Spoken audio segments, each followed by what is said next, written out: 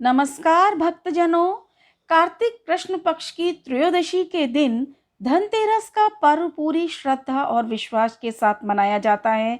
धन्वंतरी के अलावा इस दिन देवी लक्ष्मी और धन के देवता कुबेर की भी पूजा की जाती है। मैं आपको धनतेरस की कथा सुना रही हूँ।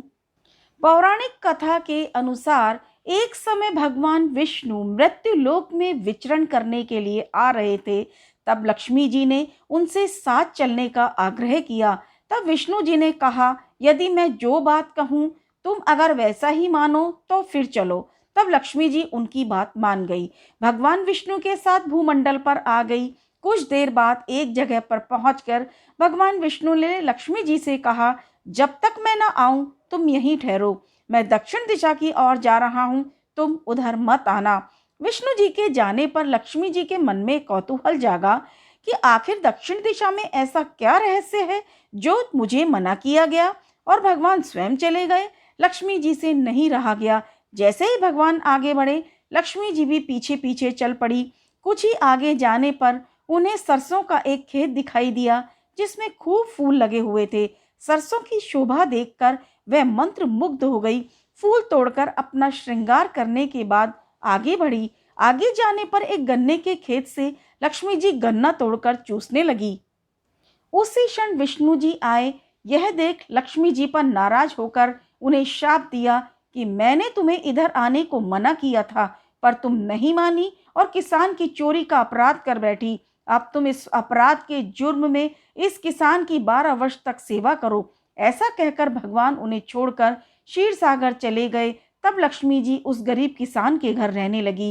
एक दिन लक्ष्मी जी ने उस किसान की पत्नी से कहा, तुम स्नान कर पहले मेरी बनाई गई इस देवी लक्ष्मी का पूजन करो, फिर रसोई बनाना। जब तुम जो मांगोगी वही मिलेगा।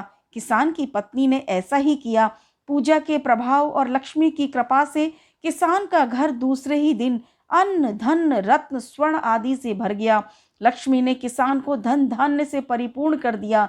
किसान के 12 वर्ष बड़े आनंद से कट गए। फिर 12 वर्ष के बाद लक्ष्मी जी जाने के लिए तैयार हुई।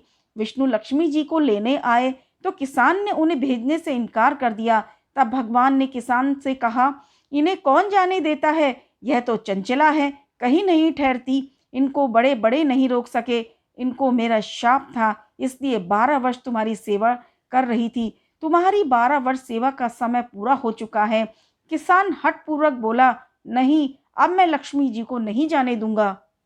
तब लक्ष्मी जी ने कहा, किसान तुम मुझे रोकना चाहते हो तो जैसा मैं कहूँ वैसा करो।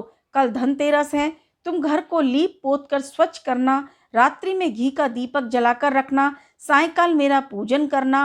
एक तांबे के कलश में रुपए भरकर मेरे लिए रखना। मैं उस कलश में सदा निवास करूंगी, किंतु पूजा के समय मैं तुम्हें दिखाई नहीं दूंगी। इस एक दिन की पूजा से वर्ष भर मैं तुम्हारे घर से नहीं जाऊंगी। यह कहकर वह दीपकों के प्रकाश के साथ दशों दिशाओं में फैल गई। अगले दिन किसान ने लक्ष्मी जी के कथानुसार पूजन किया। उसका घर धन धान्य से परिपूर्ण हो गया। इसी वजह से हर वर्ष धनतेरस के दिन लक्ष्मी जी की पूजा की जाती है। धनतेरस की आप सभी को हार्दिक शुभकामनाएं।